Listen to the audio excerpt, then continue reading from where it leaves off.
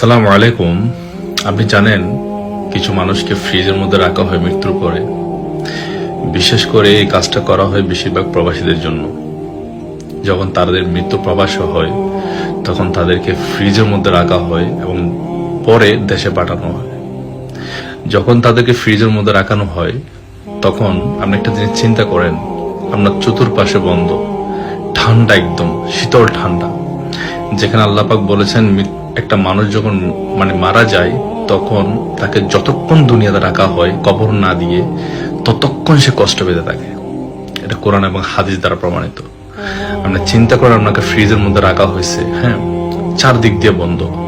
এরপর আপনাকে করা হবে আপনার পোস্টমর্টম কেন করা হয়? কারণ যেন ডাক্তার জানতে পারে বা গভর্নমেন্ট জানতে পারে তার মৃত্যুটা কেমন করে হয়েছে। তখন তার বডি থেকে সমস্ত রক্তকে বের করে ফেলে যাতে কোনো ইনফেকশন না হয়।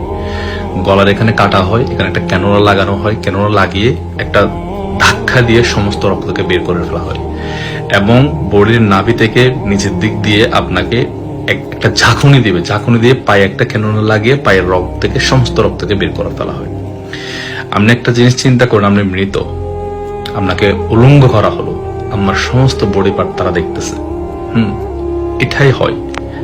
এরপর আপনার যে সিনা আছে, চেস্ট আছে, বুক, এটাকে একদম দুভাগ করা হবে। এখান থেকে আপনার হার্ট, আপনার কলিজা, মলিজা, পেট সবকিছু বের করা হবে। বের করানোর পরে আপনাকে ওখানে কিছু কেমিক্যাল ঢেলে দেওয়া হবে যাতে অনেকক্ষণ পর্যন্ত বডি